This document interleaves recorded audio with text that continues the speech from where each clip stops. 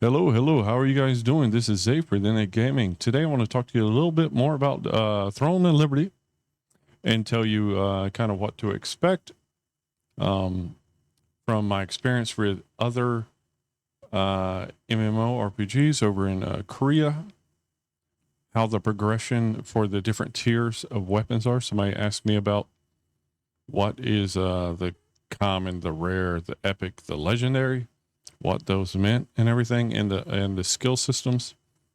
So I want to go over that. I want to go over the loadouts with you guys so you understand exactly, what to expect, because I think there's a bit of confusion about it, and like the mixing and matching of weapons. Some people might want to play, a pure healer basically, and just have maybe one or two things coming from the other weapon, which you can do that. So I'm going to go ahead and get into that. So let's just go ahead and roll the intro and get into the video.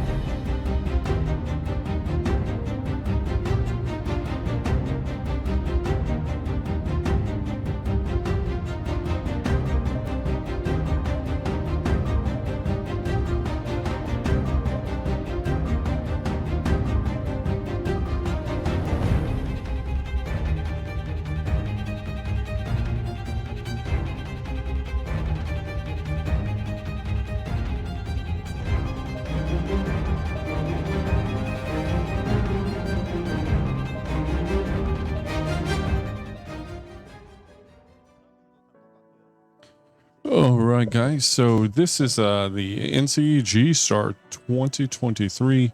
They're setting up their panel for Throne and Liberty, and they're going to jump in the game here.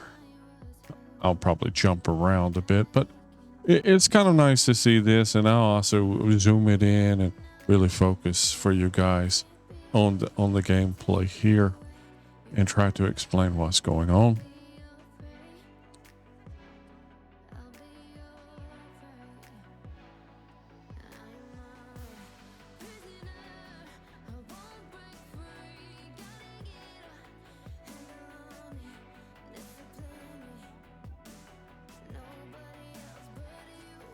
Okay, I wanted to leave this boss fight in here.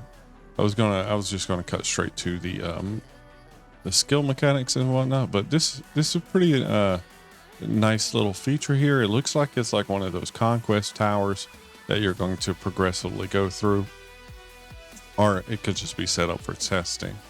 But the boss, he disappears and he throws up these walls, and you have to run through the walls to the outer maze.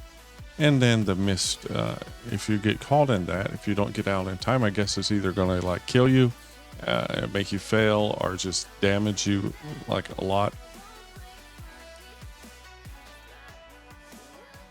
It seems this character that is fighting this right now is completely overpowered, though. As you can see, the boss is just getting his ass whooped. It'd be nice if they showed something that was a real challenge, but at last we get what we get, All right, let's he's gonna beat the boss, and we're just gonna go to the next thing.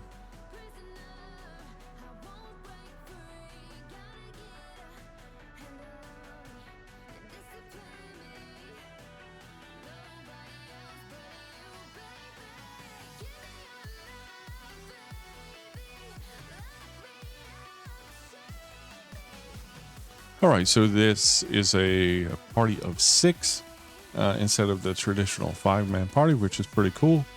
I think that's kind of neat that they made it 6 instead of 5. And you can see him dragging down skills. Now I'm going to slow this down in a second because I want to explain. It also looks like there's an ultimate skill on the left side there, and you can choose which is which ultimate skill you're going to be using. That's what it appears to me. You get a lot of Korean MMOs have ultimate skills, and that's usually dragged down. There's also something there to the very left there, which is interesting, and maybe that is something to do with ultimate skills. I'm not sure. So, anyways, you have the top row, which is the primary weapon, and You on the center you have the activated skills, and on the right you have your passive skills. So you have the primary weapon, then you have a secondary weapon. Okay, and not necessarily meaning that you're better with the primary than you are with the secondary. It's just, you know, which order that you put it in. Now you will be able to pull skills from each of those weapons down to the bottom loadout. So you have 10 skills in each for each weapon, and then you have 12 slots down at the bottom. So you technically could mix and match those 20 different skills, those activated skills, into those 12 slots and make your own little basic type of class. You could go full, like, say, if you were doing, like, one of the discussions I had earlier is if you were doing like a wand and tome, like a healer with a daggers. Now you could do full wand and tome, okay, and then you'd have 2 skills left over, right? So you could do cloak as stealth, or whichever skills were your evasive getaway, like escape skills from the daggers, and you could use those just to have something, an escape mechanic. Now the passives over there, the same thing with the passives.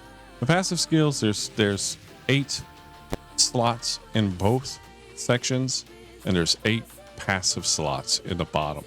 So you're going to be able to mix and match, but you're not forced to take any from like one or the other skill or weapon. You can take all 8 from just one particular weapon, or you can take 3 from one or 2 from one and the rest from the other. It really is up to you on that. That's why I was referring to this as a loadout, and you can then adjust it as you're out of combat and you're playing, so you don't have to feel stuck with the decision that you made, particularly with that, you know, your setup. You can fine tune it, find out what best suits you, what fits you, and play how you want to play. That's one of the excellent things about this type of game, where they're giving you the freedom to play with these 2 different weapons choices. You get access to all the skills on both weapons, and you get to make your own class. Now, another person asked me if you have to switch weapons. It's not that like New World, where you're going to be switching back and forth with the weapons, where and then you have access to the other skills. You're going to have all those skills on your skill bar. You push a button, it switches to the weapon that is needed for that skill automatically. It's very intuitive. It's very smooth and fluid, so you don't have to worry about switching back and forth. Same thing with the passive. Someone asked me, is the passive going to be disabled? Say if you're a wand and tome and you did have the escape mechanics as a rogue, if you use the rogue skill, does all the passives from the wand and tome get just disabled? No, they won't. Those are your passives. You selected those passives, so they're going to stay active, of course. You won't have to worry about you switch your weapons, because you're not really switching weapons. You have both weapons enabled at the same time. It's not switching really back and forth. It's just you're able to use those skills from both weapons, and of course your animation is going to show you using the particular weapon when you push that skill.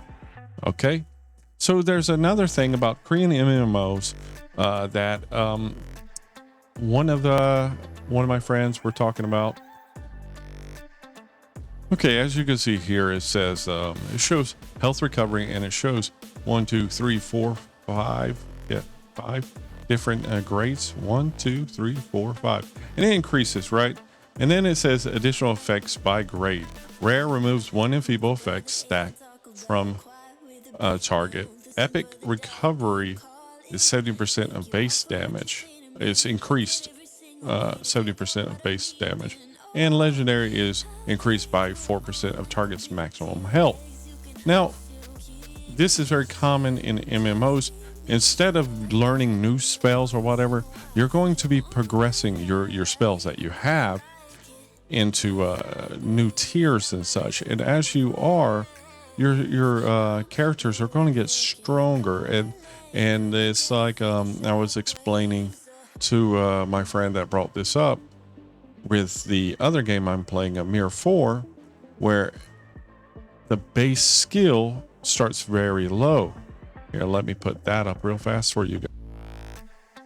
Okay, so a Taoist in Mirror 4 starts out with a greater heal, level 1, and it's just a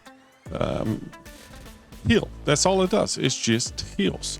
Nothing more, nothing less. The percentage there is reflection of my own spell power. So that's not what you start with. But then you go to, say, tier 5, and then that increases what you do. Then you recover the party's HP by 10% and the spell power. Then you recover HP, and it just keeps growing stronger and stronger. So at rank 8, now you have resurrection. You can resurrect one party member with 20% of their HP at rank 8. So it goes from almost just super weak, barely anything in the skill, to all of these. And it's not even done yet. It gets even stronger past this point. And this is just where I am right now. Here's tier 10 now. It didn't change too much, but this allows you to resurrect up to 5 party members. I mean, you could see how these games could, progress, and how you could get stronger and stronger. I really like Korean MMORPGs for that aspect. I do like the progression of the skills, instead of, say, having 100 different skills on your skill bar. You can just continuously improve the skills you have. I like this kind of setup, and I hope that helps you understand, the loadout screens, how they're going to be handling, the weapons with the skills, with the passives. And I do believe that's an ultimate ability to the left there, that where it's just one, it shows like a shield, it shows the roll. I think that's a sword and shield and the assassin, and then they have the sword and shield down at the bottom. I'm pretty sure that is either like an ultimate skill or some kind of setting that you choose between those two that you're dragging down. Not 100% sure what it is yet, but it could possibly be that ultimate skill that we've seen in other MMORPGs, like many other ones. So that's why I'm guessing at that particular thing. All right, so this is basically what I wanted to cover in the video. So if you guys have any other suggestions or questions about Throne and Liberty, please do feel free to ask, or any other Korean MMORPGs, or even Japanese. I'm over here in Asia now for a while, so I do enjoy the Eastern MMOs, and I'm happy to share with you guys what I find out and what I learn. Until next time, thank you for hitting the like button, subscribing, and leaving comments down below. Take care, guys.